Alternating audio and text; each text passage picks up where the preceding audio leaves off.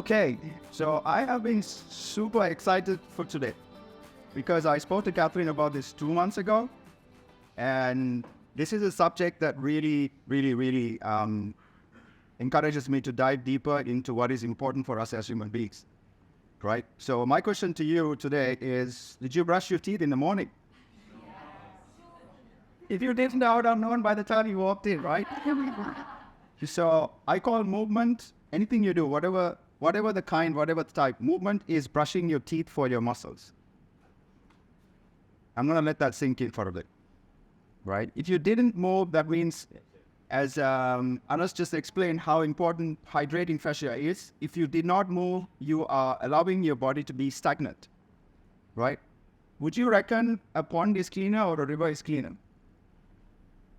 Clean. The water is cleaner in a pond or in the river, right? River is much cleaner. So anything that moves, anything that has fluid motion is going to be cleaner because your system that cleans your body is your circulation, blood circulation, right? Therefore, it's one of the most important things for you to know that moving doesn't have to be something fancy. It could be anything that you do as part of your stretches, as long as you are moving. Right? Most often, it's us as coaches, as trainers, as fitness professionals that have the most amount of broken parts. Do you agree? Maybe not, right? We'll see. So what you need to know is that if you keep doing the same thing every day, you are allowing the fascia to get stagnant, therefore building up some kind of hardened surface. It's like when you take a soft, like a sponge, right? If it's dry, you can rip it very easily. If you wet it in water, it has some amount of resilience. So your tissue, your soft tissue, your myofascial connection to your body is going to be much more resilient if it's hydrated. So our hydration is not coming from water that we drink, but the hydration that we create internally through movement, through circulation, right? Which involves your lymphatic nervous system and your breathing and so on and so forth, right? So all of you are trainers, so I'm going to keep this part of the first half of the day is going to be you understanding what are we doing, what's the most important thing, and why do we need to do this thing called moving, mobility, and flexibility, and so on, right? So I need you to be really focused on what we are going to talk about because it may or may not affect the way you see things afterwards, right? If you have any questions, write them down on your notebook or put it down on your phone. So I will have a extended session towards the end when we finish so you can ask all your questions, right? Because I may answer your question throughout the session if you write it down, so I may have already done it by the time we get to the end. But right, again, this is the first day of the rest of your life, right? You're not going to learn everything that you need to learn about movement, fascia, and stretching and flexibility and mobility in just 2 hours, right? How you put it together, how you practice it, how you apply it, you are going to learn a ton of more things by the approach you take to applying to your clients, to yourself, to anybody you train or work with. Right? So hopefully all of you have clients every day. Hopefully you use it on yourself or you run a business that has this kind of input, right? So somebody really wise once said that what we all want is to have the ability to move freely without restrictions, without aches and pains every day, and you don't feel like you're lifting a ton, but you can't move your arm that day or you can't do the things that you love doing because you're overdoing something that you really love. So my advice to you is protect the vessel. The vessel is you, your body that encompasses everything, your brain, your nervous system, your muscles, your heart, everything, right? Because from the day you were born to the day you die, this is the only thing you have, right? If you abuse it, it's going to fight back by giving you pain, by giving you tightness, by giving you aches and pains. We have workarounds it. Massages, therapy, some kind of therapy that really works. But if you are not stopping the bleeding and just putting a dressing over the wound, you are not going to make it heal quicker. So as the physio just spoke to you about not chasing where the pain is, but looking at your entire system, it's very important for you to look at the overall system as a moving vehicle. It's not just one part that hurts and that's where the pain is and that's where it's broken, but it can be somewhere else. So your goal is to tie the knots, tie the dots and see, hang on, this is hurting, but your understanding of fascia and movement and lines should kind of give you a map as to what could be going wrong, right? As coaches, we're not designed to fix people, but we are there to help them, right? So this section was totally for you to understand what today is all about, that you are going to first learn what certain applications are and what your scope of work allows you to do as fitness professionals, unless you are a physio or you run something else. And there, we try to look at it from a perspective where you're putting on a new set of glasses where it's all about looking at it from a scientific perspective, right? So we are looking at biomechanics, the human body. So if you've forgotten how the joint moves and what kind of joints we have, it might be a good idea for you to quickly think back and refresh the days where you did your personal training course, right? How long was it, Angela, for you? 4 years, 3 years, right? So, right, who loves the sciencey stuff of the human body? Right? These are the people I'm like, what do I do? What do I do? So we all need to have some level of understanding about the human body, because that's important. Because when you train a person, you're not just training them to get goals, right? If you're doing something wrong, even a smallest thing that can hurt their fascia without knowing, it could be internal. You could be creating some level of unpleasant situations where they, in the long run, it's not good for them, right? So we learn it, we apply it, and then the most important part is if you don't use it, you will. So we are going to look at some kind of programming, some questions maybe, how do I do this on a daily basis, or how do I do it in a monthly, yearly, or quarterly basis, and kind of maintain, right? How long did it take you to brush your teeth? 2 minutes. If it's a machine, it's like 1 minute, right? If it's without, it's 2 minutes, right? But you do it properly. Nobody has to tell you that. So if you add that amount of time every day to maintain your oral hygiene, you can definitely find 5 minutes to maintain your physical hygiene until the day you are, gone, right? Cool. So let me ask you a question. So when I look at the slides, there are two very similar slides, right? It doesn't say what it is all about, but you just keep it in your mind. When I ask you the question what it is towards the end, we'll see who understood what. So this is just for me to test your knowledge. Oh my God, test again, right? So make you think. So I call it critical thinking. When we are professionals working with people, you have to have a way where you're thinking very critically, where you're trying to look at what's in front of you and try to help them get to where they need to go in a way that you are supporting them. It's like hand-holding a child, like you're walking them to the school. At some point, they no longer need it. So your clients are going to be the same. You should be giving them information. You should be teaching them all of these things, so when they travel, when they go somewhere, they can do it themselves. They will love you more.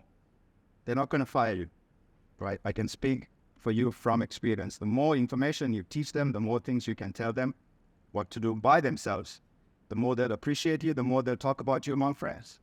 So if your goal is to be a good trainer, make yourself obsolete. So at some point you can just, work once or twice a week and then, cover the entire amount that you earn in 5 days. It's just 1 day. So let's look at this. This talks about the joints. It improves the joints function. It has gives you access to more range, but very specific to a joint structure, right? The range involves a lot of skill. That means you need to learn how to control that range, learn how to manage the load or the strain on the joint, and makes you take time to learn these things. Now, my question is, keep it in your head, don't say it out loud. Am I talking about flexibility or mobility here? Don't say it. Don't say it. All right, so, second one, when it comes to the joints, you're improving the joints function because you are lengthening or making the soft tissue elastic.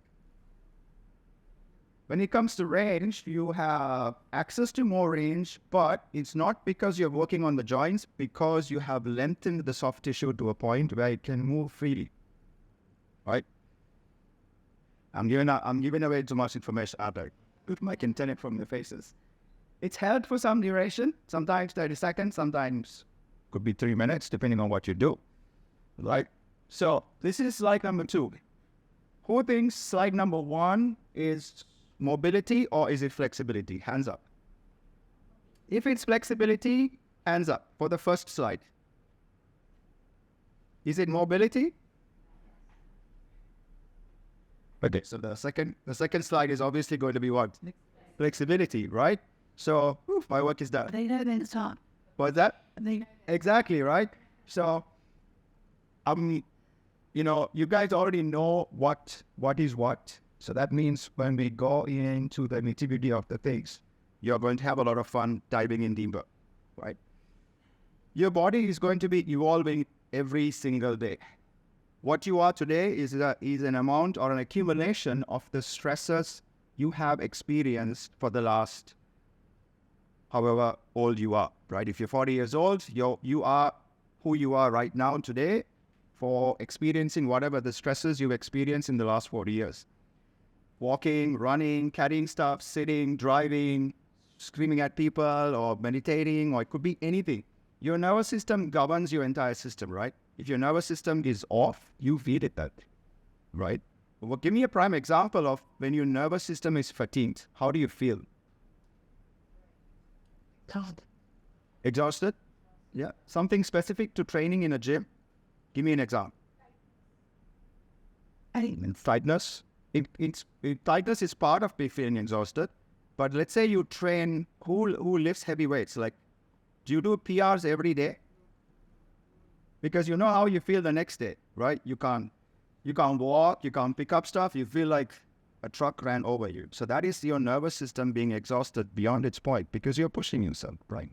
So if your nervous system is pushed beyond a certain point, you have to make sure that you give yourself enough recovery days, recovery hours, or recovery strategies to be able to do your best the next time. It may not be the day after or the next week. It could be 5 or 6 days after, right? So what we want to know before we address the human being is that we need to know about the joints. So if you are going to be doing certain things, you're always observing how the person moves. You're always going to be observing, what am I going to get out of it?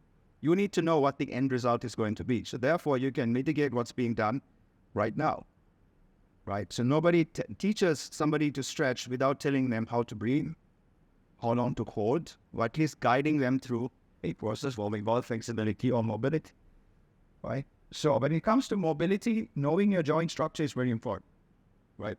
What category do we put the shoulder joint in? What kind of joint is it? Ball and socket. Same as the hip. What about the knee? Hinge, right?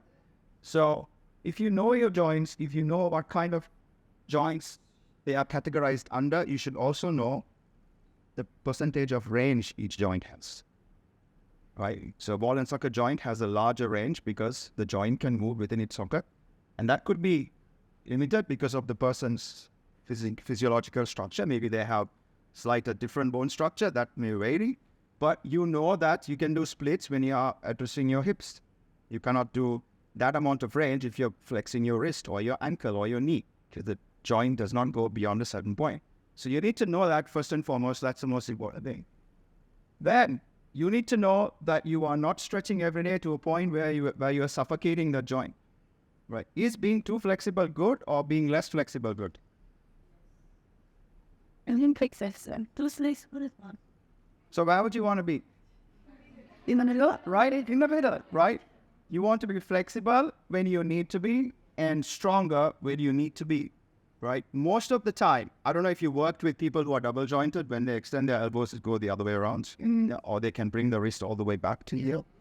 They don't have the strength. You could be one of them too, which is fine. I mean, you're born with it, so why not, right? At the same time, you wouldn't load that person beyond a certain point where it is actually hurting their joints, right? So observing what that person is capable of, it's giving you a pretty good identification of what their structure is, what kind of control they have in terms of their neurological system, and can they be pushed to a point where it's safer for them to continue exercising, right? Your goal is to make your clients experience good training every day, not just once a week or twice a week. Like if you are working with somebody, you already have a plan. So why not maximize on the plans you have?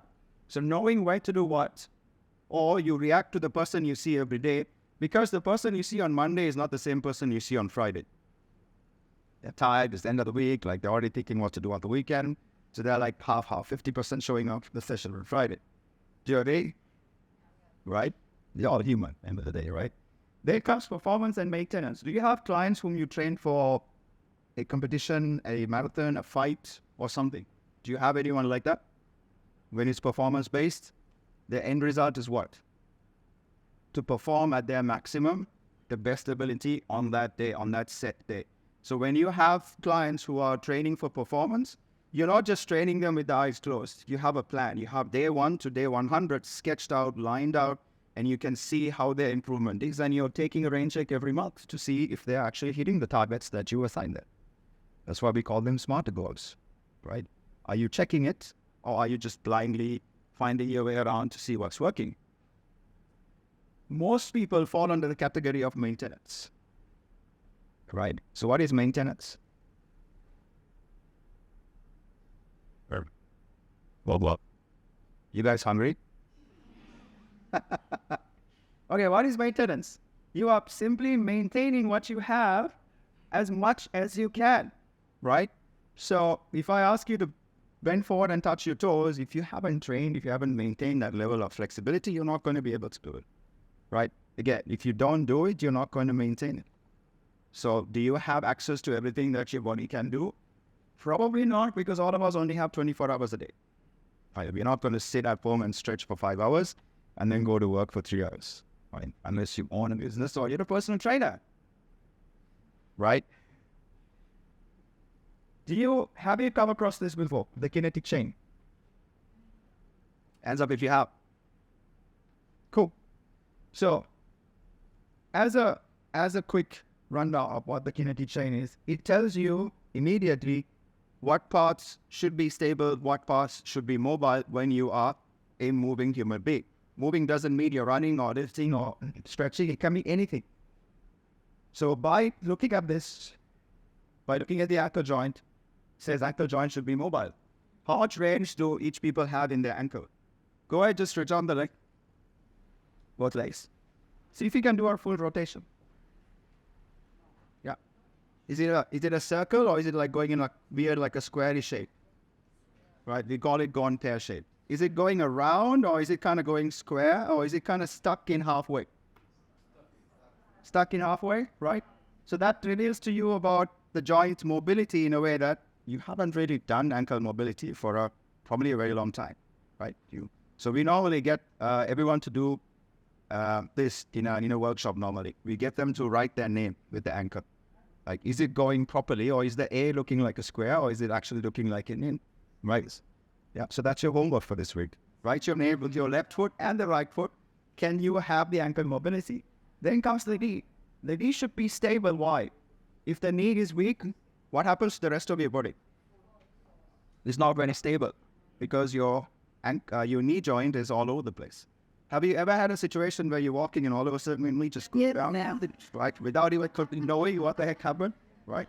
So your joint is receptive to what stress you put on it, right? So the knee has to be stable because it supports the rest of your body. So that's why we don't stretch the knee past a certain point, right? And if we see somebody with hyperextended knees while doing squats, we immediately say, hang on, don't lock your knees, but rather keep it straight, right? And so we are well versed in what is safe and what is not, so we can bring our clients to a point where they can move safely. Your joint should be mobile as much as possible. You access the range, you do stretches, maybe not everyone can do splits, but if you are an athlete who does splits, great, good for you. Lumbar spine. Well, it already says it should be stable, right? But do you actually see things that is done to the lumbar spine that is creating mobility? Do you see stuff that is not, I don't want to say not safe, because that depends on what your goal is, right? So, have you guys seen the machine? I'm not saying it's bad, it's just a way of looking at movement. Not flexion, but it involves rotation. Yes, involves rotation. Correct. So it could be standing part. Here's the thing. Have you seen the machine where you put the knees on the machine pole and you're rotating the lower body? Yes. So where do you think the rotation is coming from? Down, right? Whereas it's supposed to be coming from your thoracic spine, because that's the part of the spine that's designed to rotate. Roughly, a human being has about 45 degrees to the left and the right rotation, right? So do this for me. Come onto your knees like that. Right? Tuck the toes under. Right? You're not going to be sitting for too long with me, right? But what I need to do is this. Imagine you are squeezing the ground underneath you So your adductors and your glutes are actors, right? You're not moving the legs, you're just isometrically contracting the inner and the outer thighs. And bring the hands on top, right? Without moving the legs or the hip, without any motion from hip down, see how far you can rotate to the right. This is just an assessment to see how much range you have. If you don't, just know that 45, roughly 45 is maximum left and right, right? Mostly if you see people who play either golf or tennis, so one side dominant, they may have one side more than the other. So this should give you a right indication of, as a coach, how much should I be doing to maximize that. So thoracic spine is the part of the spine that's meant to do mobility work. Lumbar spine has some range, still has some range, but that's also part of your body's safety mechanism. Do you think your knee has some ability to rotate? It does, right? Because your body is designed to withstand daily wear and tear, right? You're not robots with very limited range. Your body is capable of doing this. Last but not least is your cervical. Should be stable.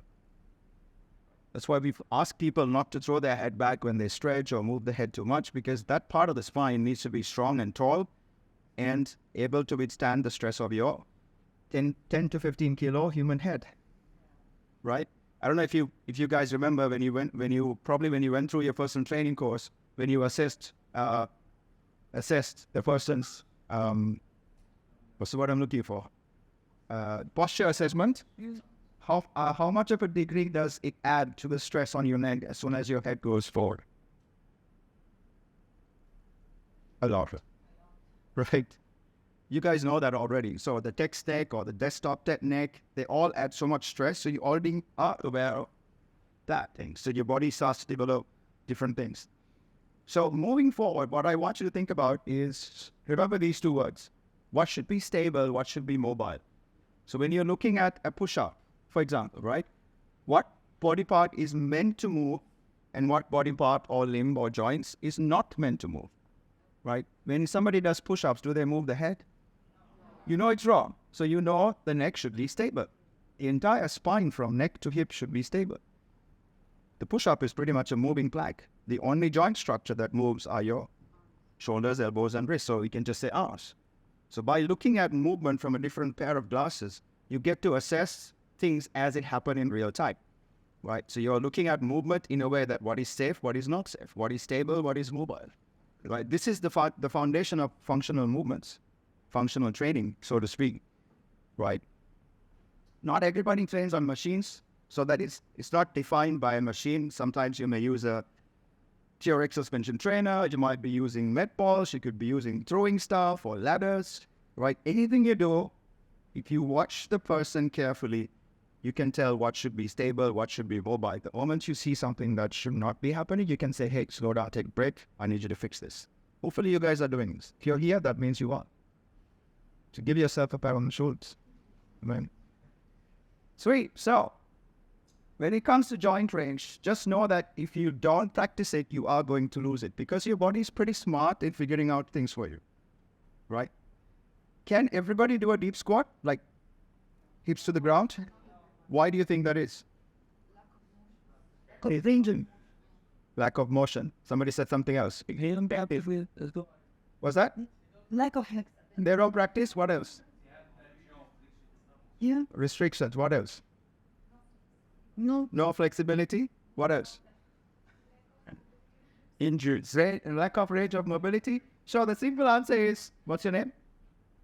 Robert. As Robert said, not doing it. If you did squats every day as a child up to now, you are going to have that range, right? If you get like a child to do squat 5 seconds, the older you go, hang on, I need to warm up, stretch my legs. Okay, now I can do a full squat. But as human beings, the more you do it, the more you are able to get to a point, have a conversation, watch TV or whatever it is that you need, right?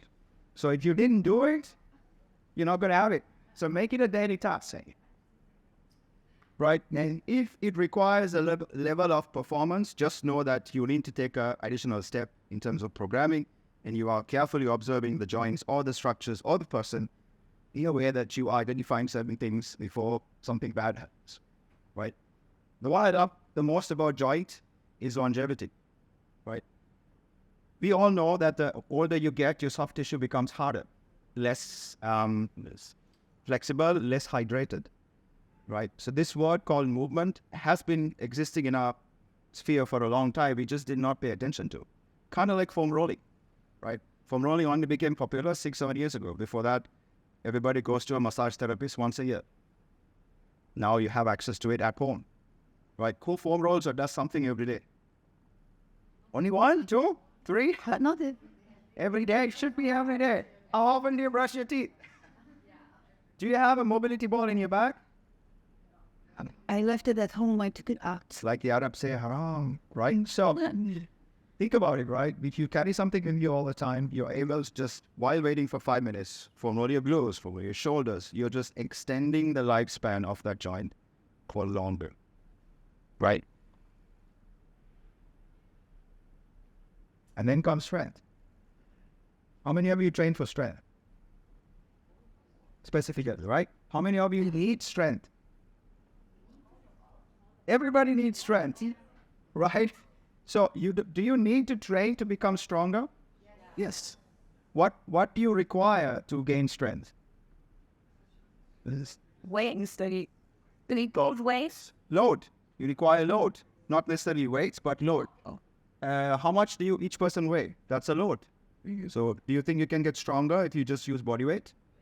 Yes. To a certain degree, you will be. Once your body gets used to your own weight, you're just training for endurance, right? So if that's your thing, perfect. Otherwise, you go for extra resistance training, so you can use weights, weight vests, dumbbells, kettlebells, whatever it is, right? Everybody needs strength, because the less you spend time training for strength, the more your joints are incapable of handling that load if you need it. No matter how well you train, no matter how good of an athlete you are, things happen without knowing. If you're slimed, right, and you're going to fall back or fall forward, your leg should be able to withstand your entire weight without falling apart. Like, this is why athletes who spend a lot of time stretching, they are flexible, but they are not strong. A lot of athletes who spend time lifting, they're stronger, but they're also super tight, right? Soon as you step, your hamstring's gone, right? Soon as you fall, your joint dislocates. So remember, being too flexible weakens the joint. Being too strong and tight weakens the soft tissue. It's no longer able to move when you need it to, right?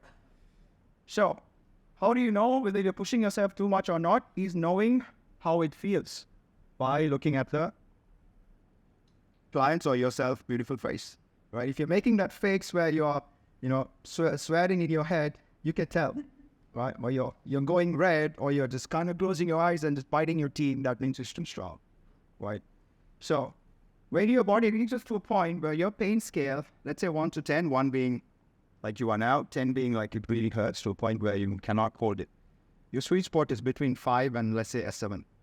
A trained athlete could go up to 8. That means they're able to switch off their pain receptors and focus on what is beneficial for them, right? So you don't want to exceed 8 or 7 roughly based on who you train. So you can ask, pain scale 1 to 10, how do you feel? After explaining what it is, or you can just look at their face, look at how they react, look at how they are behaving, and what they're doing, right?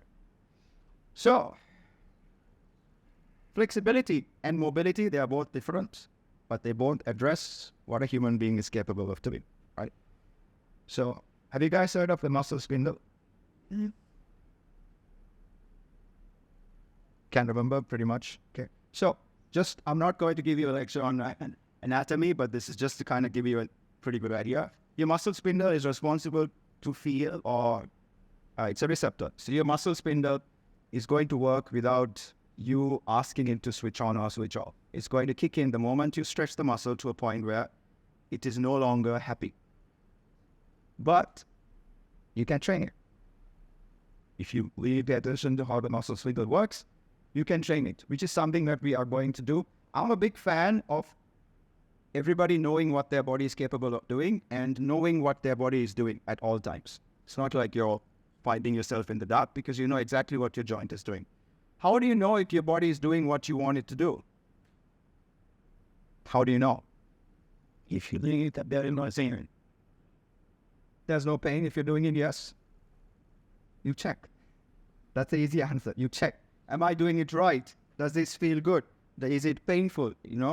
I mean, everybody nowadays has phones where you can record yourself, so you check, am I keeping these joints in a proper angle? Like if you record yourself, you're doing movements purely for a fact that you want to know if you're doing it right. Good job. Keep doing it, right? That means you're responsible for yourself. That means you are much more responsible with your times. So we will look at how the muscle spindle works in favor of us, for us, so we can push our flexibility levels to a point where probably didn't before, right? So there's going to be some oohs and ahs, some sweating, right? Keep yourself well hydrated, so we can work on it. And the joints is where we work the mobility. Can you push a joint to a certain point for it to be mobile if the soft tissue is tight? Probably not, right? Because if the bicep is tight, there's no way I can extend the elbows or improve shoulder mobility to a point where it's moving freely. So tight soft tissue is going to relate directly into the joint's ability to have its full range. Each person has a joint range that's going to be relevant to that. How do we know this? By knowing where the muscle inserts and where it originates from, right? I'm not going to go through the entire musculoskeletal system tracking the origin, just to give you an example of the bicep, or just to make it simple, where it inserts is the part where it's mobile, right? So based on this, if I look at the pecs major, where does it originate from, the pecs? Shout it out. Stem. This is where it originates from, right? And it attaches where? Correct. Inside. Okay. So again, if you know this for every muscle, you figured it out. You know the secret sauce between moving and not moving. However, we work with human beings. Everyone is different. Everybody is a different body. Every day is a different person. Based on what you have, the person in front of you, you need to know a few things that you should be careful of or should not do. Anyone has issues with their blood pressure, you should be careful, or probably, take a second opinion from a proper medical professional whether you should be training them or not. Because pain increases what? Blood pressure, right? Face goes red, that means the blood pressure shoots up. So you might be causing some kind of challenges. Purely for that reason. Any kind of neuromuscular abnormalities, meaning maybe they have a twitch or maybe they have a muscle nerve system where it doesn't work properly, right? We have plenty of neuromuscular issues.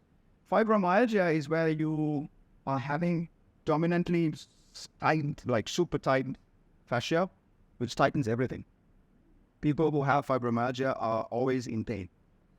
Always in pain. There's nothing you can do to help them other than bring their nervous system down so they sleep calm, right? There's one person I know who has to take antipsychotic medication. She's not crazy. She's just, always working. Therefore, everything is like tight. So she has to take relaxing medication to feel like no pain. So when your brain relaxes, your muscles also tend to follow. So you can actually put somebody in that state simply by practicing some kind of breathing or, not getting them to a point where they're stressed, right?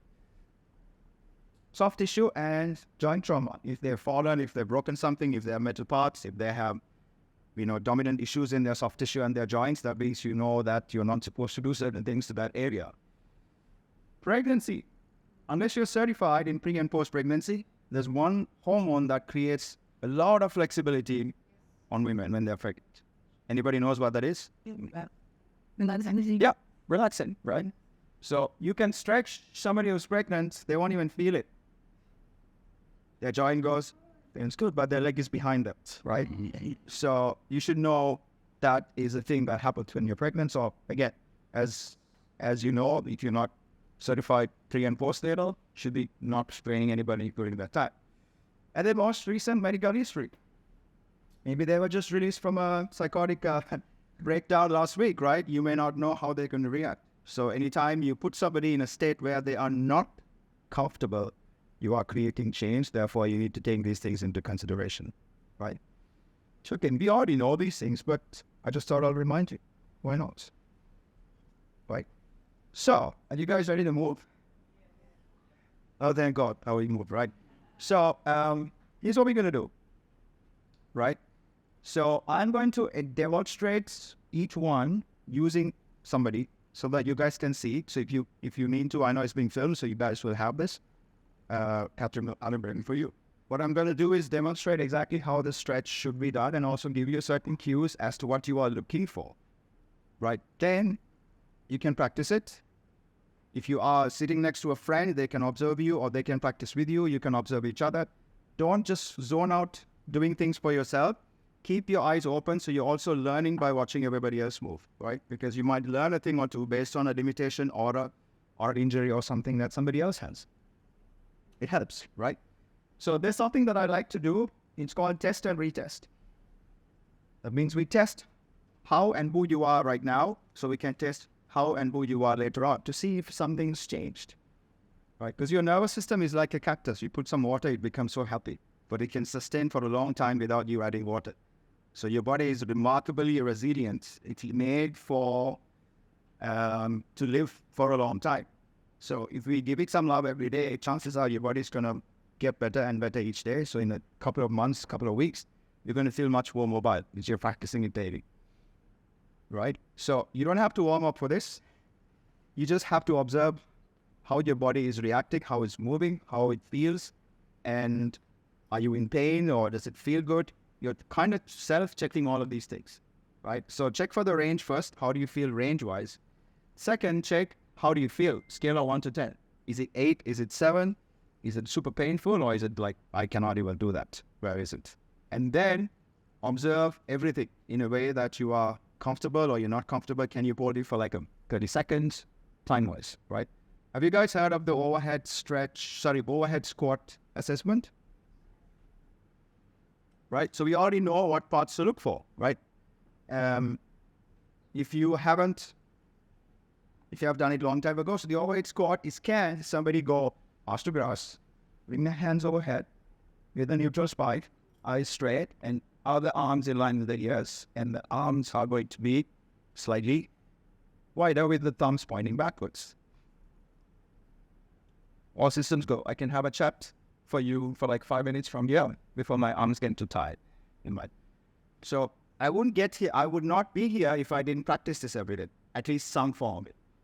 So the movements that we have, that is going to be your contract, relax, stretch. There's another name for it. Anyone remembers? Contract, relax. There's another name. It's a long scientific name. Well, but that's all we don't remember it well. Did you know it? Who said PNF? Yeah, PNF, right? So what does PNF stand for? And proprio. Yeah. So what is proprioception? What is proprioception? When you are in a dark room, you don't know where the light switch is. How do you find it? You kind of know where it is, right? Okay, I need to go right. How do you know which way is right if your eyes are closed? Hopefully you know it, but how do you know it? Because your proprioceptors are working. They are telling you this is your right. Your brain doesn't know which way to go if your eyes are closed. So proprioception is how is your awareness of your limbs in time and space, right? So neuromuscular is remember the word neuromuscular. You are connecting to your nervous system and your muscle at the same time. So you're working with both. Facilitation, you are facilitating the stretch. That means you are helping the stretch. Facilitation. Right? That's another word for contract, relax. So you are going to be responsible to contract your own muscle. So if you can't feel your glutes, you're going to have to find a way to wake it out. So either you feel it or you kind of poke it and say, okay, that's my glute, make it tighter, make it smoother. So you are also giving yourself some time to connect to your own body. If you haven't, probably a good time for you to do it, because the more connected you are to your soft tissue, the more active you can be in your daily exercise, daily movement, right? How many people, if you take, let's say you take 10, 15, let's say 100 people in the gym, how many of them can actually actively engage their glutes just standing up? Probably not a lot, right? So just to give you a context behind that, how many hours do people sit, period? Like you are, probably not like you are right now, but just think about it. Somebody wakes up, goes to the washroom, sits and do their business, right? Sits and has breakfast, sits and drives to work, or sits and goes to the, or sits in the office, sits and has lunch, right? Sit, drive back. Sit, watch TV, sit, eat, go back to sleep. Repeat for 55 years or 60 years or 30 years, right? When they go to the gym, what do? You sit and make them do bicep curls. You sit and make them run, go on the bike. You sit and make them row. So you are actually creating the environment for your glutes to be flat, right? We call it the dead butt syndrome because your glutes are inactive. Majority of the time when men have issues in their lower back, it's due to what? So what does the physio usually do is ask them to release the glutes. Could be a piriformis issue. Could be the issue that's larger because they are in pain. But if you track back to 5, 15, 20 years of their life, they've been sitting on it. The muscle is gone into what we call a pancake. It's like squished and all the goodness from in between is come out.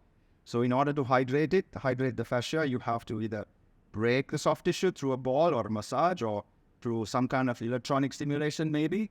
But that's how the glutes come up and wake up. So what we are dominantly what I want you guys to do is first try to be aware of your own self. Meaning if you don't, that's okay. Rome was not built in a day. So if you can't feel your glutes, work towards. Maybe next week, next month. Who knows, right? So what I like to do is call each movement by what? The function of it instead of giving it a name. So I don't want to give the stretch a name. We will simply, as fitness professionals, look at the joint angle and what the joint is doing. Either extension or flexion or rotation or whatever it is, right? Because the moment you give it a name, it becomes a little bit different, right? But if you look at the physical structure, the human skeleton, the way the movement happens in a skeleton, you can picture the stretch happening in a different way, right? I have this habit of looking every person I train or work with as a skeleton moving, so I can see the joints, kind of visualize how things work inside their muscular structure. So it kind of gives me an idea of, hang on, this joint is going past its range, and maybe I should be not doing it, or maybe I should tell them to stop, right? This is just how I do things. So what we are going to do is this, right? We go through the first hip-related movements. Then we go through the thoracic, and then finally the shoulders, shoulder girdle. So it's pretty much the most important joints: the hips, the thoracic spine, and then the shoulders, right? Pretty much the torso. We call it the core, between mid-thigh and shoulders. So if you take that human figure like this, you cut off the legs, cut off the hands, cut off the head, that's your torso, right? So we also call that the core. Core is not just your six-pack, it's everything that goes through, everything that goes under, rotation, everything is involved. So the first one is going to be hip abduction and adduction, right? Actually, I'm going to jump to the second one, hip extension, because I prefer to start with that, seeing that you guys are seated. So this is the stretch. You need to come closer, do that, because you are actually going to do this next. But first, before I jump the gun, I want all of you to do an overhead squat assessment test for yourself, right? Just like that. So go ahead, stand up.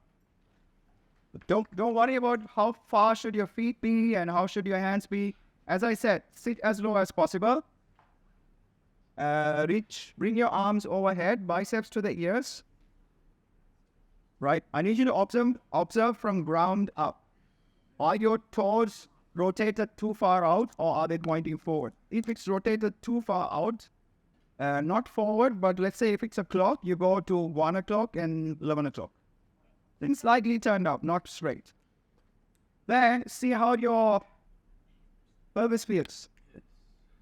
Is it Elvis the pelvis, or is it doing that, right? Is it sitting comfortably as how it should be, right? Then look at are the knees falling in, or are they comfortably staying out? Right? And then try to observe the thoracic spine. Is your chest collapsed? Are your arms overhead or are they in front? Yeah, like you're waiting for someone to pick you up.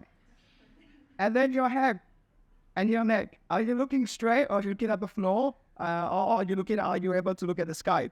It's just eyes forward, that's all you need. Right? And finally your thumb. Finally your thumb. Turn the hand so your thumb's pointing backwards. Yeah, and then stand up. Oh my God, right? So next time we watch TV, sit on the ground, and we'll do this for a few minutes. Hip extension means you are trying to get the hip as far as possible, right? When you do a back bend, you are extending the spine, but in this context, our goal is to able to extend the hip as much as possible, right? So hip extension, not knee flexion, right? So it's different. Same, but different. So go ahead, get on the floor, put the knees under the hip, right? So I'm just going to demonstrate this, and then you guys go ahead and give it a go, right? So first I observe the standard of the test, meaning knees under the hip, toes are going to be flat, yeah, feet comfortable, right? Hands can be wherever you want it to be. That's not the key. If you want to put it on the hips, great. First, I'm going to go on a, let's say, 4-second on, 4-second off. That means you're going to actively engage the right glute for 4 seconds, right? So squeeze the right glute for 4, 3, 2, 1. Without moving anything, simply sink the hips forward, maybe like an inch or two, as much as you can, right? Then you hold the newfound range, which is maybe like an inch or maybe like that much, and you squeeze the glutes again.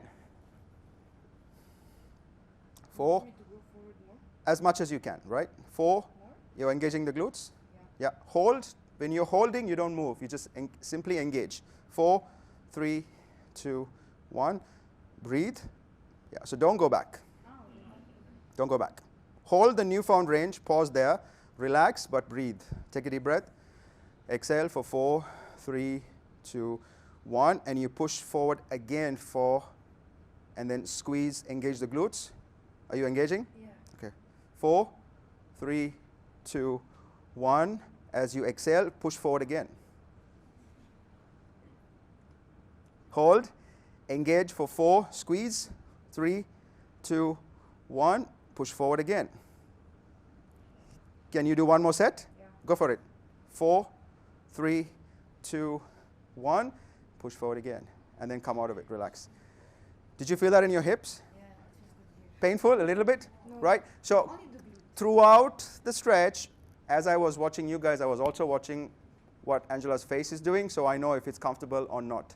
Right? So between 3 sets or 4 sets. So it's a 4-second contraction, and as you breathe, you're pushing forward. And then you hold, 4-second contract again, and then you push forward. Don't push all the way forward in the first rep, inch by inch, little by little. See if your hips feel opened up. You are going to feel a lot of restriction in the front, which is going to be your hip flexors, but also your quads, right? If your quad is tight, there's no way your hip flexor is going to allow you to go forward. So when we think about the fascia and the connection, everything connects to everything. Even the way your foot is placed at the back. If your foot is tucked under, the stretch is going to change, right? We want the back leg to do the work, not resist anything. So you can stay here and do the other side. Cool. So I'll give you guys 2 minutes, right? Remember, if you have a pain scale that is about 5 or 6, see if you can edge close to 7, right? Breathe, but don't spit, right? If you need space, there's a lot of space at the back. You can move forward. From this point, I won't be talking much, so if you guys want to shift forward, go for it, right? So you can just use your own count. 4, 3, 2, 1, or 1001, 1002, 1003, 1004. That's a good 4 seconds. In my condition, I have a hip pain in the left. Okay. So my question is, do I need to stretch it? Or because I don't stretch it. Okay. A lot. So I do this because if I stretch it, it's gonna be in pain. Don't. Only one side. Yeah, don't. Yeah. I just to clarify. What's your name again? Robert. Robert. Thanks, Robert, for that. Guys, if you have pain, probably don't touch it. I'll leave that up to you, right? You're responsible professionals.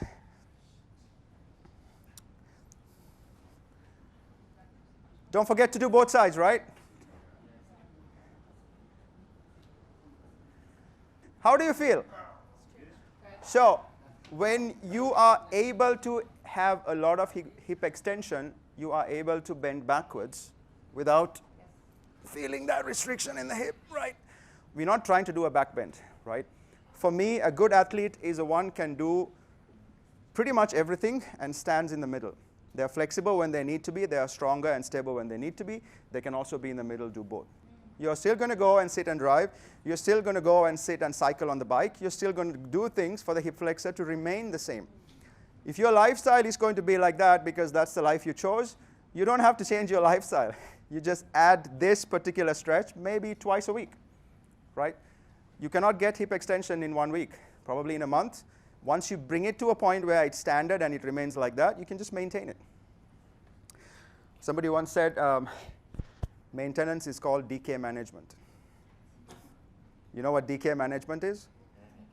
Decay, like your decay, not the tooth decay. Decay is something's going into waste. Decaying, like, right? So decay management is you're prolonging the time until it goes to waste, right? It's just a term when they talk about, but that's very relevant to us. We're actually preserving our body for a long time. So the second, jumping on to the first one, hip abduction and adduction, we'll address one by one first. So what's the muscle inside your thigh? Your adductor, right? So we are not trying to do a split. We are not trying to open up the adductors to a point where you're sitting on the ground, right? What we want is for your knees and your hips to have some extra range that you can at least do an overhead squat easily without having to struggle, right? So it's better if you face that way. So the first thing I'm going to do is get Angela to go on her knees and keep the foot flat the same way as we did before, right? So one of the reasons I'm choosing to keep the foot flat is if you tuck it under, your knees are not going to be very happy. So this is just an option that I choose for this based on this carpet. Then I'm going to bring my hands directly under my shoulder, the other hand, so left hand under your shoulder. So 4 seconds on, 4 seconds off, right? When it comes to this, we're not looking at the foot. We are simply addressing what's happening at the hip, right? Maybe you're super flexible. If you're very flexible, that means your strength probably needs a little bit of work. So this way you are going to give your hips a little bit more strength and flexibility at the same time. So the first thing I want to do is grab the knee from the inside and push maybe like an inch or two out while allowing the foot to peel off. Right, and that's your starting range, yes? Now, without moving the knee any further inwards, you are pressing the knee with your hands, but the knee stays still. But you're actively pressing into it for 4, 3, 2, 1. Relax, push out. You found the new range. Now press, but don't move. Hold for 4, 3, 2, 1. And then press even more away from the body. Oh yeah, now we're starting to talk to you, right? Hold and press again. Remember to be in a comfortable position where you can breathe. So your eyes are not looking down, your eyes are looking straight ahead because you're not cutting off air by looking down at the floor. This is the third rep, yes? Press, hold. Now as you relax, push again. All those biceps and triceps should help you now.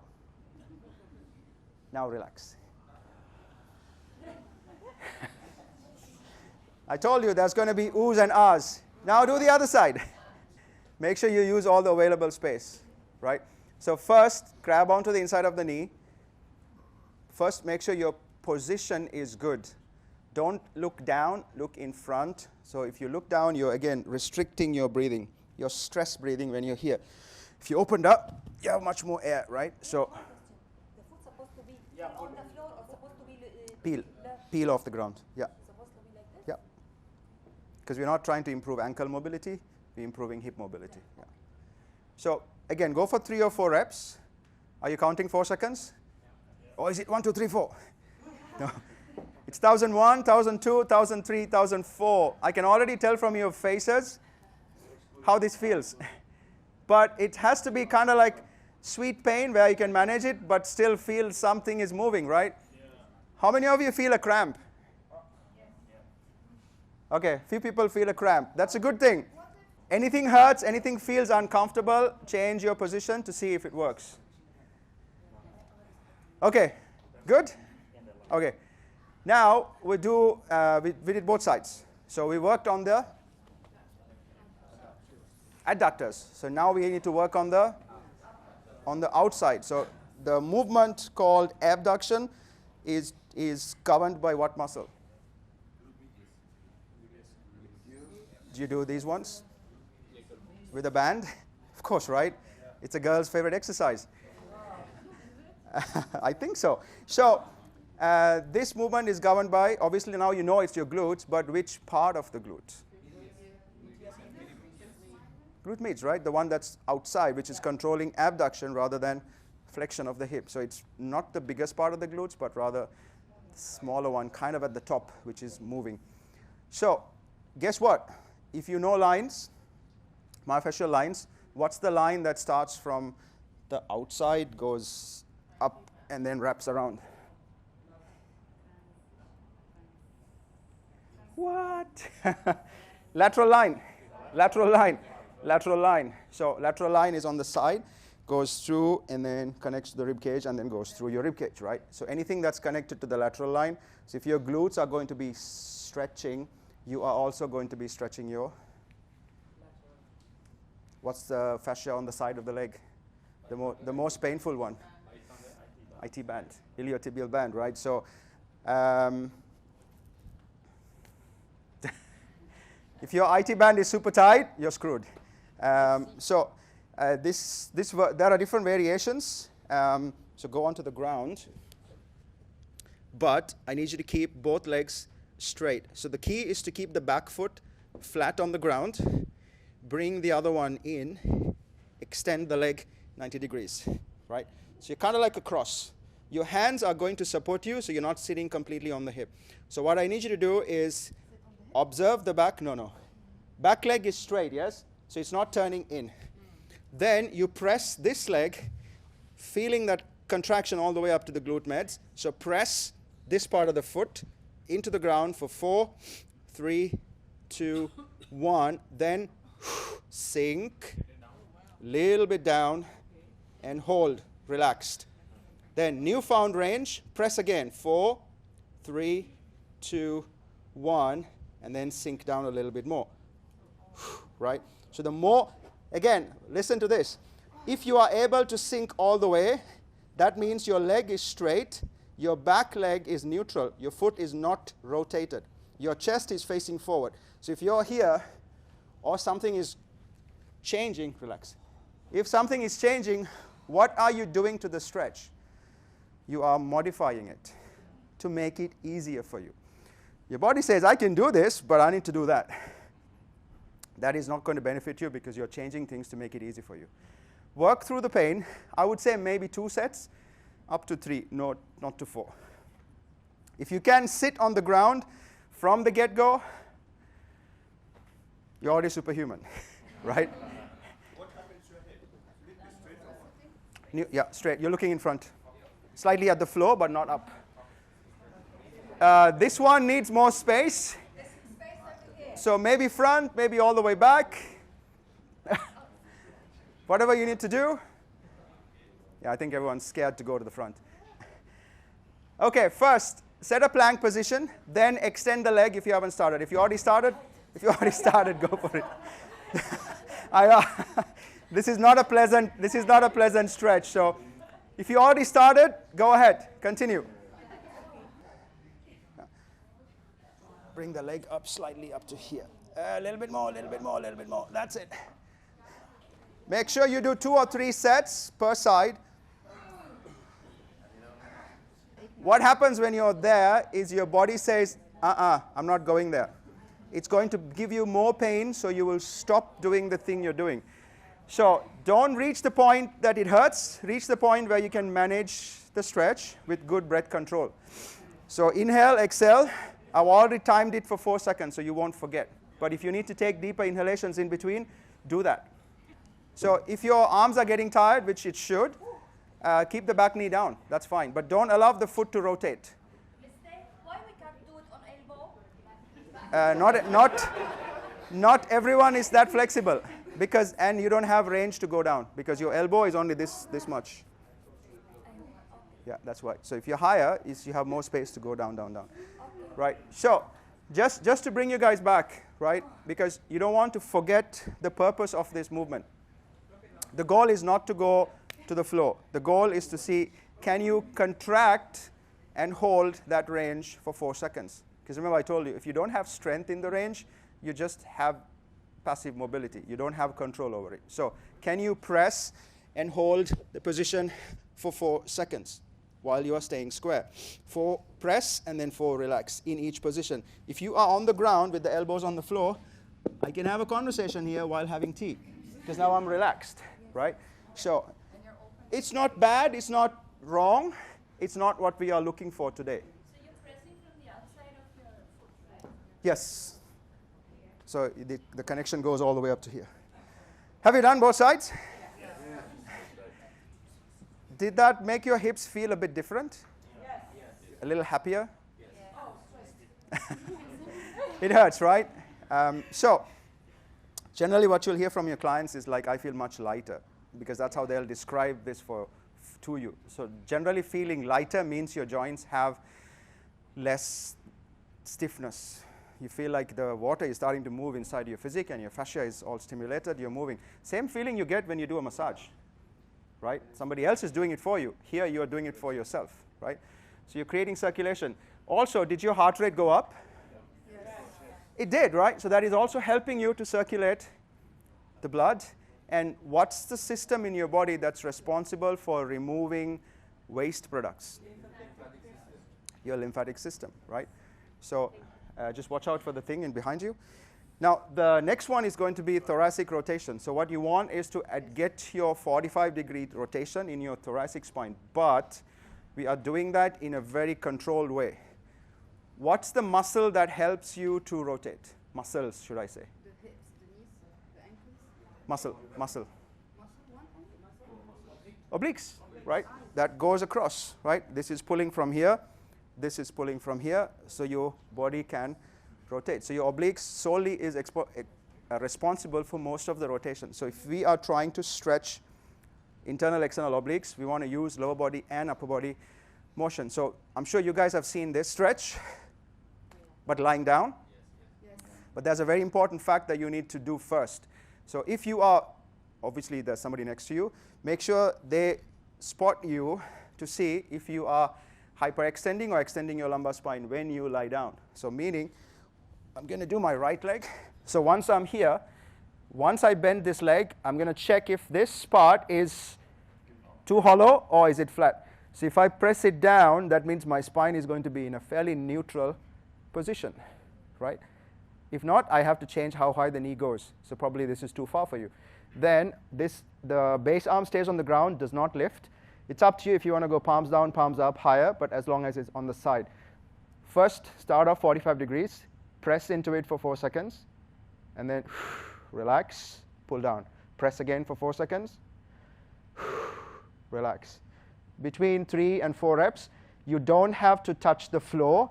If you can touch the floor and if the hand's coming off the ground, the purpose of the stretch is gone, right? So I'll leave that up to you. Your spine is going to be neutral. Not what's a neutral spine? Your spine is not like this, right? Or neither is it like this, right? Your spine is neutral.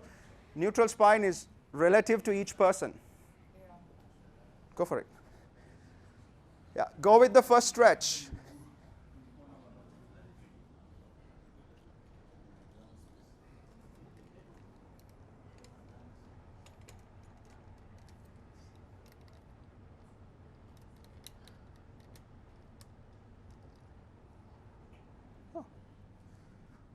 I think we are good for time. Now I'm going to leave the timing. You okay? Okay. I'm going to leave the timing for you, right? So again, when you press with that arm, pulling the knees down, that is not a very comfortable place to be in because your body is not able to produce a lot of strength. Right? This is why most people do this stretch while someone is pushing the knee down. But if you are in control of the movement, you can decide how far you pull. Are you guys breathing? Yeah. Okay. Because I can't hear you.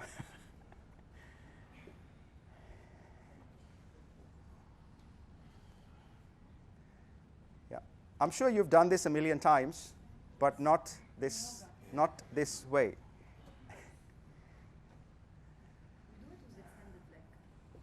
Yeah. But as soon as you do that, your back went to extension. It's going to curve a little bit. Yeah. Excuse me. Is it okay if the knee touch the ground? Yeah. If you have the flexibility, sure. But is the knee, is the spine neutral or is it overly arched? No, sideways. Not pull it. No, don't pull it in. Yeah. Because if you pull it in, you're again stretching your glutes. That's a different muscle. That's a different thing. Yeah. We want to keep it to the rotation part. Are you guys done both sides? Did anyone crack their back? Yes. Probably not, some. Probably yes, some. Okay. It's a good feeling when it cracks, right? Okay, so the next one, your shoulder girdle flexibility. So how does your shoulder flexion affect you if your lats are tight? Right? Right? So if I grab onto my lat and I try to lift my hand, my skin is not going to allow me to lift the hand beyond this point. But if I let go, I can. So your skin is attached to your what? Your fascia, and your layers and layers of fascia is attached to your muscle. So if you look at the skin, it has a direct or indirect correlation to your muscle. So you know how each muscle moves when your fascia is less hydrated. So when we speak about the shoulder girdle flexion, we are also going to remove your spine's ability to extend. Because if your spine, sometimes your body, I'm sure you've seen this, you can give your client overhead squat or just lift the arms overhead, or when you're doing shoulder presses, or what's the thing you do in CrossFit, pushing the bar up? Push press, right? Sometimes you just, when you push press, sometimes the back does this. Right? The entire spine extends, right? It's not no longer neutral because your body goes, okay, I can lift my arm overhead. Because my lat is tight, I'm going to give you the illusion that you're full extension, not halfway. Because if I stop this from lifting, your hand's probably going to stop there, not here. So that's a relation to your lats and how your lats work in relation to your rib cage to see how flexible and how mobile this joint is relating to the muscle that's moving it. So anything that's working your shoulder, we call it the shoulder girdle, not just your lats. So shoulder girdle muscles are your lats and your chest and your traps and triceps and deltoids, obviously, of course. What else? Rotator cuff muscles, everything in your rotators. What else? Huh? Your obliques, biceps. What about the hip? Right? Because your hip is connected to your rectus abdominis. Your abdominal is connected to your chest. So when you think about the lines, when you think about the connection, when you picture this is connected to this and this and this, you see the bigger picture. So that's why we encourage you to train the full body, look at the full body in terms of moving rather than just the muscle. So this influences everything. But for time's sake and to drive a message through, I'm only going to focus on lengthening out your lats if it's tight. If you practice good technique, good skill, good rhythm, you're going to create a sense in your body that is always going to maintain the same level of standard, right? So usually for the shoulder flexion or shoulder girdle stretch, we use a bar, a ball, a bench, something that you can put both arms on, right? Today you're going to be each other's benches, right? So I am going to simply be the bench, and Angela's going to put one arm on top of my back, and keep one arm on the floor, and press into my back with my arm. This? Yeah. So this way you're contracting for 4, 3, 2, 1, and then drop the chest. So your scapula protracts as you drop, not the spine. Okay, cool, rest. Now be the bench for me. Okay, so what I want is moving this, not this, right? So if I can go both arms as well. I choose one arm so the other arm can kind of give you a sense of I'm in control as opposed to both arms. Because as soon as you put both arms, you will extend. That's definite, right? So if I go here, I place down. I first find my maximum range, and then I press for 4, 3, 2, 1, and then I drop the chest down. Relax, and then I press again for 4, 3, 2, 1. Relax. Right, so one at a time, right?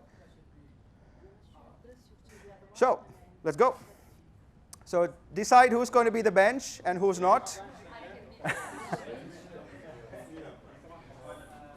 Bench. Remember I said bench. Because it's very close to something else.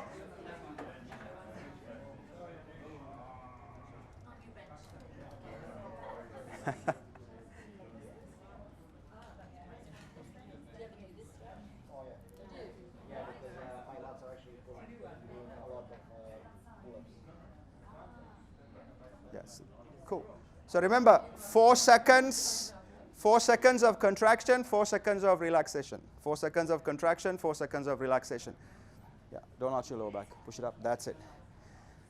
The moment you stabilize or keep the spine neutral, the stretch will become harder.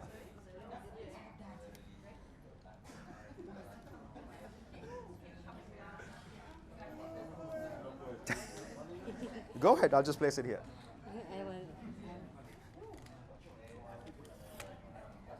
There's a lot of space on the other side, so you should actually go to the front.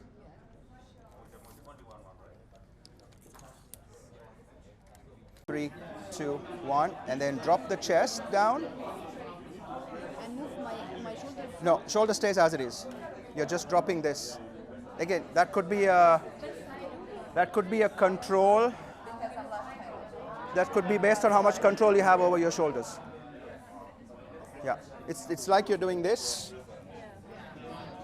Not doing this. Cat cow you mean? Not a cat cow. No spine. Okay. Yeah, just this. Yeah. I have to go because I have applied, but is there anything else that you're going to add? Yes, animal flow. So, now is the moment we see actually what we did was beneficial for us. So, go ahead, stand up and do the overhead squat.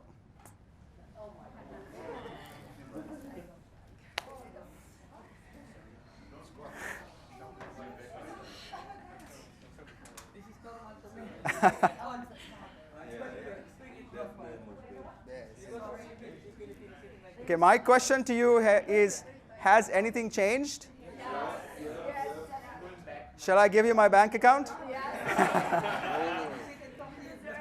Okay, try that one more time. Okay, where has it changed? Is it the movement where your joints have opened up? For anyone who feels like it became easier, like you can breathe more, like can you take 5 deep breaths, inhalation, exhalation in that position? Go ahead. So how do you know what you did is effective? Is can you breathe better in that position? So inhale, exhale, the normal speed you would do. So movement competency can only be judged if you are able to breathe comfortably. Stay there. It's not an overhead snatch, just an overhead squat assessment. Remember, point the thumb backwards. Can you take 5 deep breaths?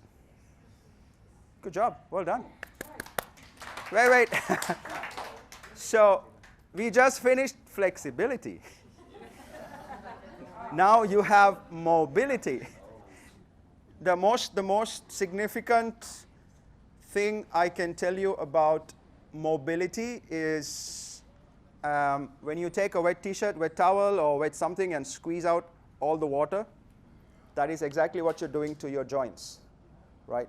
But you squeeze everything out in a way that you are trying to access new range, right? like I said, roughly the T-spine has about roughly 45 degrees left or right. Right? What happens if you don't have range? What does your body do? I'll rephrase the question. What does your body do if it can only turn, let's say, 20 degrees? It blocks. It will make the hips take over. Okay, I can do this if I do that. Right? So if somebody holds my foot and I try to rotate, I cannot go beyond a certain point. So your entire body is connected in a way that it's a link. That's why I showed you the kinetic chain earlier. If your ankle, your knee, or your hip is not moving, it's going to affect everything else. However, if you give your body access to its range based on the joint, that you have 100% access to your joint's range, that means your body has to work less in involving all the other parts. Generally, when somebody gets injured, hurt, or due to something, tightness, stiffness, due to lifestyle choices, it's not just one part that's tight, right? Like the good physio said earlier, like you have to look at the entire chain, entire lane. Like I love that example where you pull the shirt and one thing comes up, right? So you kind of visualize how the myofascial line connects to each other. So in a way, when you look at the joint, if you understand what kind of joint it is, you kind of have a pretty good idea visually as to what or how far can I take the joint to, right? If I talk about the wrist, how far can you take the wrist? How far can you have extension or flexion in the wrist? Go ahead, try it. How far can you go? That's maximum, right? How far can you go the other way? That's maximum, right? So visually, you know that's your range. Without being scientific, we're just being practical. And if you take the knee, for example, how far can the knee flex or extend? Maximum. But to heal, and that's it. I can't go anymore. But sometimes you see people sitting on the ground, pushing the feet out wide, and they're actually sitting on the floor and leaning back. What do you think is happening to the joint? What do you think is happening to the joint? It's being pulled to the point where it's, okay, so this is when I said when you stretch too much, your joint loses its stability, right? We all know you're not supposed to stretch your tendons. They're meant to be strong, holding your joint together. You're supposed to stretch your soft tissue because they are more elastic. They can change length. Tendons, ligaments, they're not supposed to do that. So if you weaken the structure, as soon as you fall, something's going to pop out. Right? I know people who stretch, do so much flexibility and mobility, as soon as somebody puts them on a jiu-jitsu kind of a lock, shoulder pops out. And every time something pops out, it's going to pop out many, many, many times. Anyone who's had shoulder issues know that, right? That means the joint structure is already weak. So when it comes to mobility, there are two important things that you need to know. Be aware of how far can the joint go, which can be individual to each person. It's a case-by-case basis. But you need to know the science of it, how much degree a joint can go. The second is, soon as you feel like you have more range, you are going to apply a technique where we call give the muscle a task. So your muscles are comprising of what? Sensation and feedback, right? So the motor neurons picks up the stress and it responds back saying, okay, I need to do this. So if today, right now, if you felt stronger sitting down in the overhead squat, in order to maintain that, you need to train every day from that newfound position. So if your joint has 100% range, and today you only have 80%, and through doing this you gained another 5%, that makes it 85. In order to maintain that 85%, you have to train yourself doing stuff from that position. So your joint goes to 85, goes back to 0, goes to 85, goes back to 0. And then tomorrow, the next week, you push again another 2%, another 1%, until you know this is your maximum. Because we all know nobody can sit beyond a certain point unless their joints are different, right? This is maximum. Can I improve my hip flexibility or mobility beyond this? Probably not, because I know for myself this is maximum. So how do I maintain this? I train myself with doing something from that range. So to make it more simpler, you give your body a task to do from that newfound range. Make sense? Sure?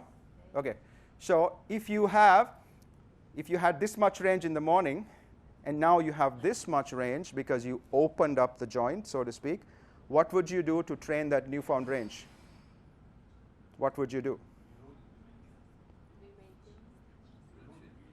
Exercise in that range of motion with weights. Correct. Exercise in that range of motion with some kind of resistance, not necessarily weights. So I could do what?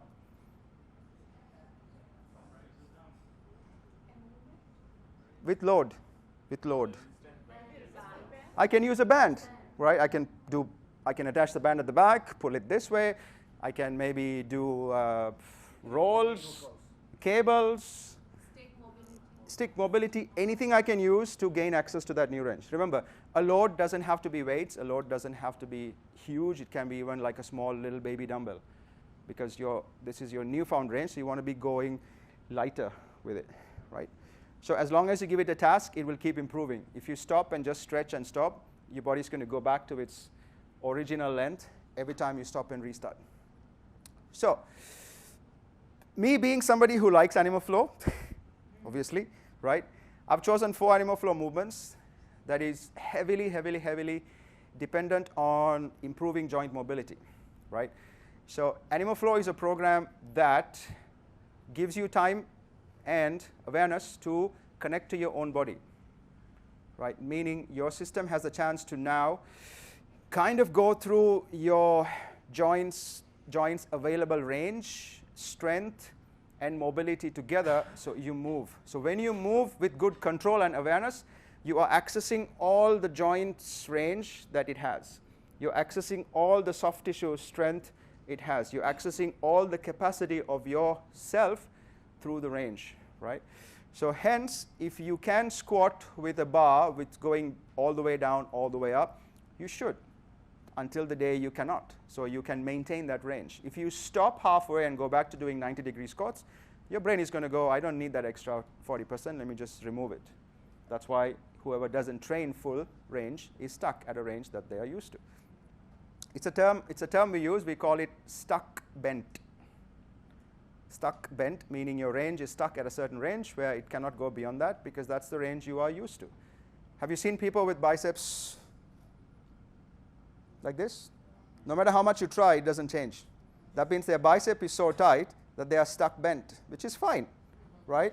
But if they stretch, it's like it's not comfortable, because their joint has gotten used to being shorter.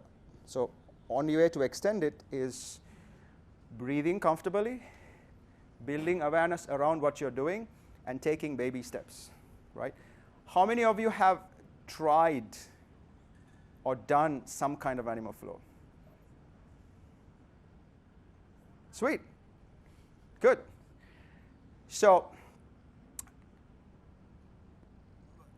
4 movements, right? I'm going to show you the movements. So we will practice each one for like a minute or 2. So you have time to just play around with it, so I can come around and fix it. And then we'll actually put that into a flow, meaning you're starting from 1, 2, 3, 4, 5. 1, 2, 3, 4, 5. So the 4 movements become a flow. Continuation, right? But we need to learn it individually, right? So I'll show you all 4, and then we will break it down. So in order to make this available for you, I've actually filmed this flow yesterday, and I posted it on my Instagram, so you can take a screenshot, or I'm not looking for likes and followers, but I made it as a resource for you to either screen record or do whatever it is, right? I will share the information later. So this is how it goes. The first one is an ape reach, right? Then it's we do a crab reach to right arm and left arm. Then it's going to be a wave.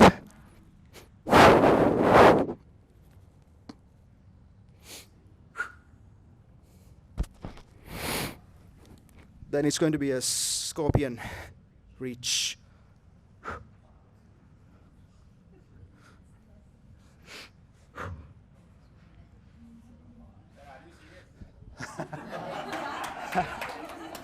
I am very serious. Okay? So, you can have mobility, you can have flexibility, you can have strength, you can have all of those things.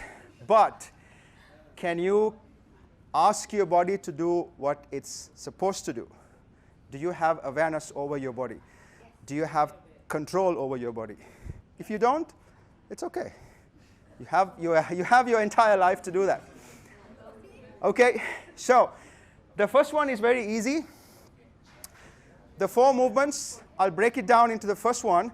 The first one is all about shoulder internal, external rotation.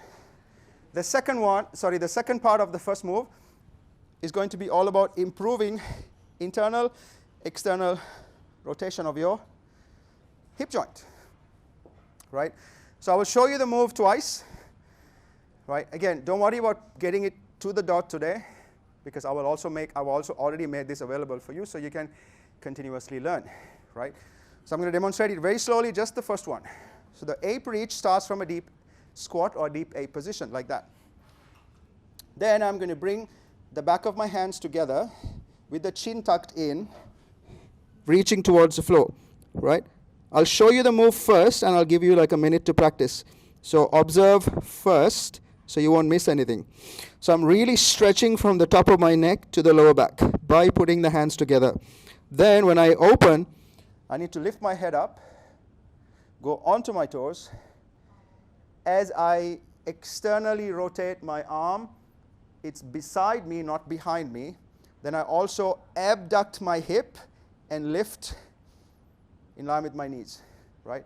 Finally, I need to do a quick self-check so my spine is not extended, it's rather neutral. Then I turn the hands, collapse to the floor. Ape reach. In the middle? Okay. So let me do that one more. Let me do that one more time. Okay, so facing this way. So the reach is down here. Okay, so let's do this together. Go ahead, set ape or deep squat, whatever is easy for you, right? And then bring the back of the hands together. Don't cross your fingers, simply put them together. Then reach down, tuck the chin to the chest, look at the floor. Then, as you exhale or inhale, lift your head up onto the toes. As you open out the arms to the side, try not to slap somebody in the face. Keep tension on the hands, so it's like you're lifting 2 heavy kettlebells. Then as you pull the knees apart, come up. We call it hydraulics. Right? Can you maintain neutral spine? Maintain neutral spine. Then rotate the hands, internally rotate, collapse again.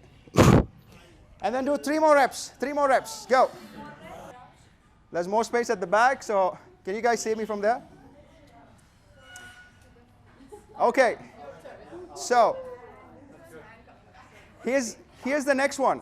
The next one is going to be a crab reach. So we have a system that we teach this movement, breaking it into 2 parts, right? If you put your arm to the side with your fingers pointing downwards, can you rotate the fingers up? Can you rotate the fingers down? But straight out to the side, not here. Straight out to the side. Can you rotate? So you have internal, external rotation in your shoulder. Now, remember, mobility comprises of having flexibility, control, and strength. Do you have strength to move the shoulder in that range when you're on the ground? So let me show you this first. So I need you to pay attention to 2 things. One is my shoulder, the other one is my spine. So I'm going to be in a crab position like this. When I drive my hips up, see what happens to my right side shoulder. It's going to open out. So I'm lengthening the soft tissue on my chest. Right? So for you guys on my left, look at my left shoulder. Yeah, when I'm showing it, don't do it. Just watch, right? Because you will miss it. Because I will give you a chance to do it yourself. Yeah, don't do it. Just watch, right? So once you're here, as you drive the hips up, watch the shoulder. It's opening out. If you can get here, engaged. If you can get here, then you have earned the right to go here. If this is tight for you here and here and here, then you cannot go all the way back, because that's my prerequisite for you to achieve the full range, right? So I'm going to break it down. We call it a 3-point bridge. 1 hand, 2 legs on the ground. Actually, I have hyperextension, so arms. So Don't extend it. Don't extend it. If you have injuries, if you have limitations, I'll leave that up to you. Either you don't do it or try it or leave it for another day. All right, go ahead, sit on the ground. You have to be animal. Yeah, feet can be slightly wider so you feel more comfortable. Which one, left or right? Okay, bring the right arm in front of you. Okay, drive through the hips as you go up to the ceiling. Keep your eyes looking up. Don't do the full version. Just open up the left shoulder and keep your eyes looking at the right hand. So you should be looking at the ceiling. Do you feel safe? Yeah. Okay, come down. Do the other side. Remember, you're not trying to reach behind. The arm just stays here. You're not doing anything with this hand. Yeah. Got it? All right, left arm. Reach, go up. Keep the elbow bent. You're looking at the ceiling simply. Try not to fall back. Try not to shift back. You're just being balanced. And then come down. Okay, if you felt like your knees were going in or you felt like you were shifting, it could be that your shoulder was tight and you felt unsafe because it's almost like you're doing a back bend with one arm, right? Now, so there's no specific way of breathing in or out because we want that to be natural for you. Doesn't matter where you do it as long as you feel comfortable doing it. Third one is going to be the wave. So your spine is going to be moving up, moving in a wave forward, and then moving back, right? So I'm going to demonstrate it, but paying attention to two important things, which is your spine should be able to move section by section, which means each part of the vertebrae needs to move freely, right? So from a position where you're really extended forward, slide the hands forward as much as you can. Then you're going to go up first, then tucking the chin and the tailbone under, so you're flexing the spine. You move forward, move forward, move forward, move forward, move forward, until your shoulders cannot go anymore. Then you begin to lower the hips, but don't release the neck, because the wave is complete only when you release the neck at the exact time. Then you kind of open up the chest, retract, press the scap. Then you bring the chin down, press the ground like a push-up, go up, and then come back down. So the position you're going to go is this. Keep the knee under the hip and the hands under your shoulder first. Do that. Then I'll get you to the extended position. Right? So are you knees under the hip, hands under the shoulder? Okay, now tuck the toes under. Then sit back like you're trying to sit on your heel. Then pull the knees apart, pull the knees wider. Then slide the hands forward as far as you can. Once you've extended as far as you can, check if the arms are shoulder width. Yeah, arms are shoulder width. Shoulder width, shoulder width, shoulder width. Then you're going to lift the knees off the ground, so you'll only be on your toes and hands. First, lift the knees off the ground. Slightly off the ground, not fully. Then, raise your hips all the way to the ceiling. Keep the chin tucked to the chest. And then you're going to move your body forward like your wave, like a wave moving the spine. Yeah. Bring the arms shoulder width. Shoulder width. Not a push-up, not a push-up. Then, once you're at the floor, extend the spine so you're looking up at the ceiling. Yeah. Then bring the chin down to the chest. Then press the ground like a push-up. Go all the way up. Yeah. This time, don't drop your knees to the ground. Just do one more rep from that exact same position.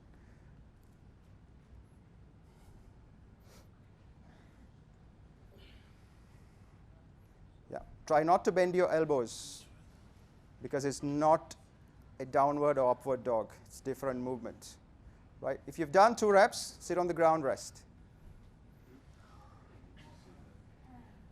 Okay? Yeah. Once you finish, take a break. Now, while you rest, I'm going to show you the last move, and then you'll have a chance to practice it left and right.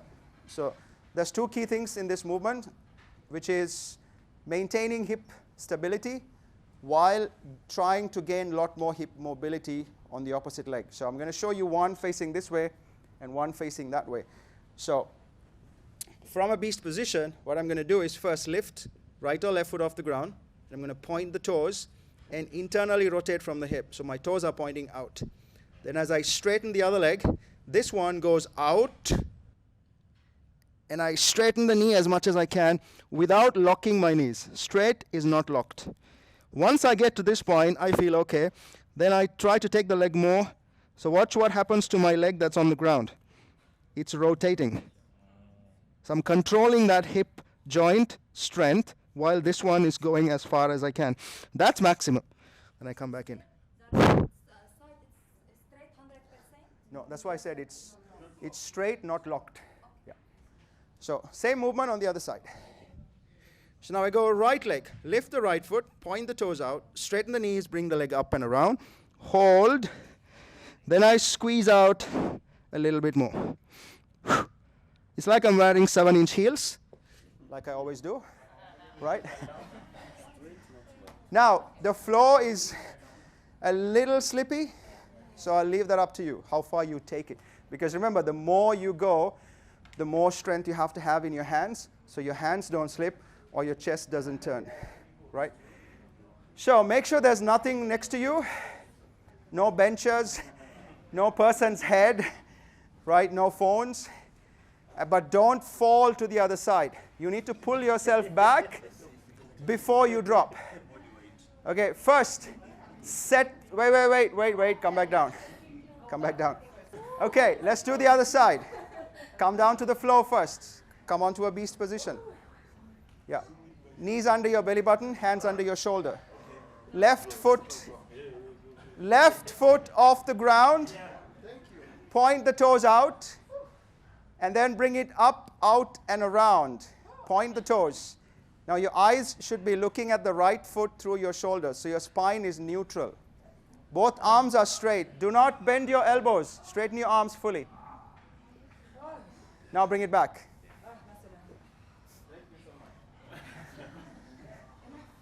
Okay, if you need to rest, you can, but we're going to put this into a flow one last time. Huh? Yes. So all 4 movements just once, right? Like I said, if you need to see this, I have it already posted so you can record it. Otherwise, I will put some information up. If you guys want more information, you can. Otherwise, Catherine's also recording it, so you'll still have this, right?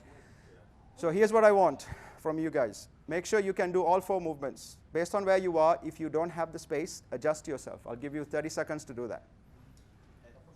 Because you are going to do all 4, right? If you are tired, you just want to watch, that's okay. Okay, so set yourself up. Move number 1 is going to be the ape reach, right? So get into a deep squat position,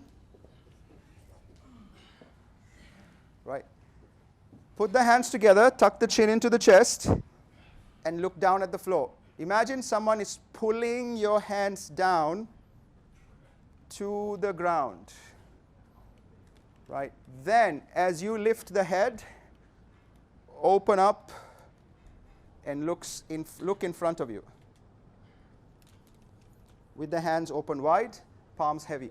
Then rotate the hands in and collapse to the ground again. Now simply bring your eyes up, walk the hands behind you to the ground so you get here to crab. Okay, now bring the right arm in front of you. Don't forget to breathe. Drive the hips up, open up the left shoulder. Look at the hands at the floor and full reach. Then bring the hands back to the top and you're down to the ground. Now the left hand in front. Drive the hips up, open up the shoulder. See if you can squeeze out a little bit more hip extension. Engage the glutes and return. Now bring the hands back, sit up into ape, bring the hands down and then adjust the leg straight into the wave. Okay.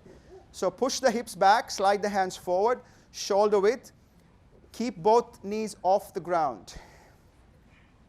Then lift the hips to the sky, keep the chin tucked under, and then roll the spine forward like it means a lot because you only have one spine for the rest of your life.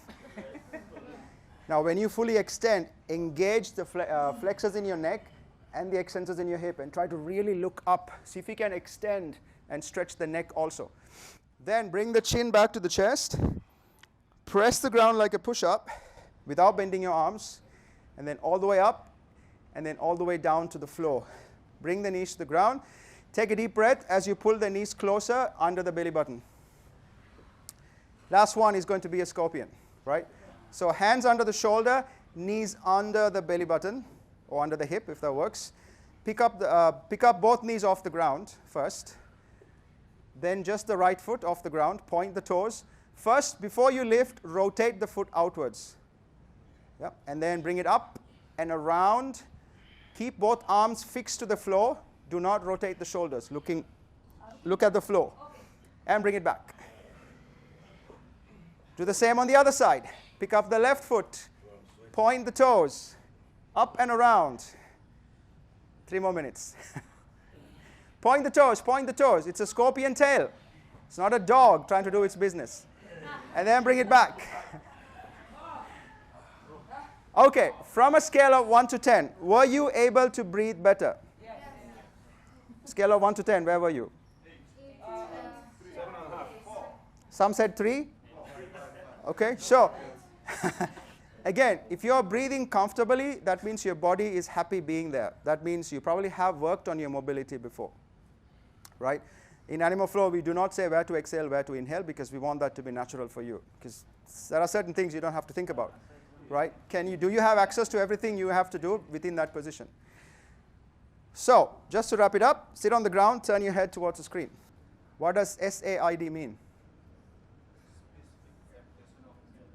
Specific adaptation to imposed demand. We call it the SAID principle. So, what you do is what you get better at. If you run a lot, you become a better runner. If you lift a lot of weights, you become better at lifting weights. If you train mobility, flexibility, you become better at doing the thing that you're doing. So, to make it easy, whatever the thing you do, you get better at it. Even if it means sitting for 6 hours, your body wants to get better at sitting for 10 hours. So, it shortens your spine, lengthens your neck, elongates your shoulders, so you can sit better in the bench, right? Because you're adaptation machines, we are built for that.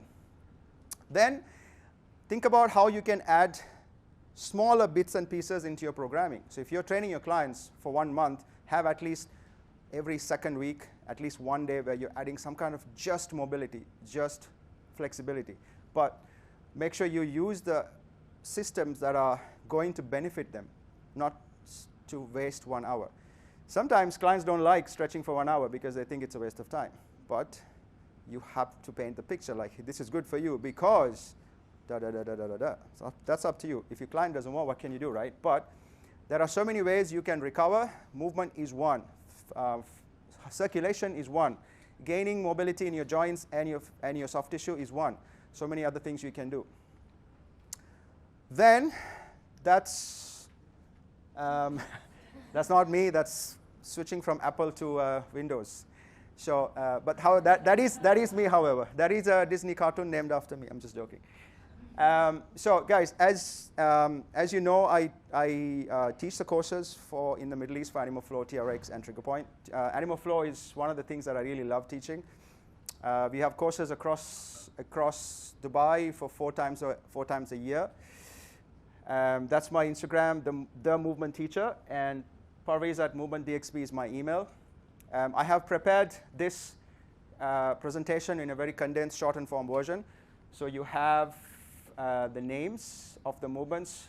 That's directly will take you straight to my Instagram, which is my name and the Movement Teacher. What I will do is send you guys this. Right? If you take a picture, it'll still work. But I have this in a PDF format saved. So when you email me that you want this, I can send it to you.